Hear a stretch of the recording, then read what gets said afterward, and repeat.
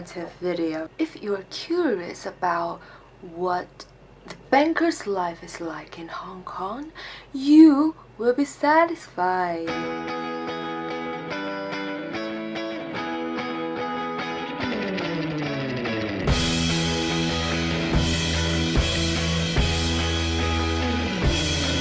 Shut up. Disclaimer. This might not be 100% right because they are all based on my personal experience. When I talk about bankers, I typically mean investment bankers, especially bulge bracket IBD. You may wonder, what is bulge bracket? What is IBD? So bulge bracket means big investment banks including JP Morgan, Morgan Stanley, Goldman Sachs, Citibank, BAML, UBS, Credit Suisse, Deutsche Bank, and Barclays. IBD is investment banking division, which belongs to front office. Front office also includes sales and trading, like research, asset management, private banking stuff, but I will not talk about them because I don't know them too well. And I will focus on analysts and junior associates level because that's my area. You may wonder, how do you know them? How do you know this stuff? It's because of my last job. I know them well because they were my candidates. To be honest, I don't know anything about finance technically, but I do know how to assess them from a bigger picture of whether the company will like them or not. To start off, who are they? How to become an investment banker? If you wanted to go into a bulge bracket straight after your graduation, first of all, you have to have a very good educational background. When I speak of very good, I mean like Ivy League kind of good. Other than Ivy League, also schools like New York University and Cambridge, Oxford, LSE, Peking U, Beida, Tsinghua, Hong Kong University, those would be commonly seen on their CVs. It's not very crucial that you have to take finance as your major. I did see people coming from engineering or even liberal arts background, so it's totally fine as long as you have a good number sense, you have very strong logical thinking abilities and very good analytical skills, then you'll be good. They will assess you all of these stuff during the interview process. If you are from other industries and you wanted to get into investment banking, then the best way is to get an MBA degree and it will return as MBA associate. A very crucial point is you have to be presentable. Not only verbally presentable but also on your look. Bankers are good looking. Even not naturally, but they know how to make themselves look smart and attractive. It's kind of because of their work nature, office environment, but also you have to face clients. Leave an impression to the clients that you know stuff.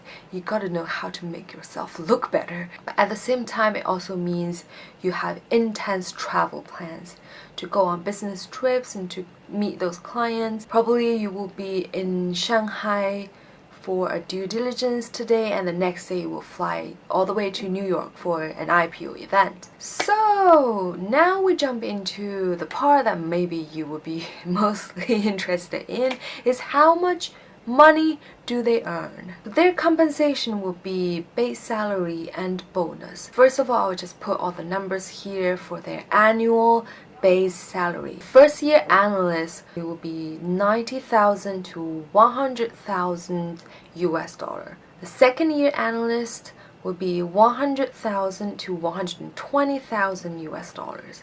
The third year analyst will be 120,000 to 140,000 US dollars. Associate will be a bit of a jump up, 150,000 to 180,000 US dollars. Wow. And apart from those, you will have a bonus, like yearly bonus, adding up to your base salary. Averagely will be 5 months to 9 months of your monthly salary. Wow, that's a lot of money. But unfortunately, I don't think they have any time to spend. So speaking of their working hours, their workload is pretty high and pretty stressful. 9 a.m. to 12 a.m. would be their normal working hours and 6 days a week. And if you come across a very urgent deal, then it's normal. You get off work at 4 a.m. in the morning and you get to work again at 9 a.m. If you calculate their hourly salary, it would not be like super high. So what do they do after work? I will group them into two different types. Some people will have more time spent on like junk party and any kind of drink parties so that they social with each other. I think it's very good. Through drinks, through parties, you know more friends, you know more of work fellows in this business. Good way to relax also after work. And another group of people, you see their travel pictures everywhere, like literally everywhere. They have money. The last part here, I will talk about my opinions, like personal opinions on them. I do like them very much. Most of them are super smart, super nice, very well educated, very polite. Some of them do have very interesting characters. I do like interact with smart people, and I do very much admire their perseverance. Imagine their workload. Imagine how much stress they have during their work. Not only hours, but also like travels and meeting clients. Like you have to make yourself very knowledgeable in this area in order to be a very good banker. So not everyone can do that work. If I were in that intense work environment, I probably would cry every day. Some of them, not some, like most of them do come from a background or platform a bit different than most of us. They can come all the way here is not 100% irrelevant to their families. Most of them do have a relatively more well-off family behind, where their parents are educated, have the finance abilities to send them to international schools when they were young, and later sent them to the UK,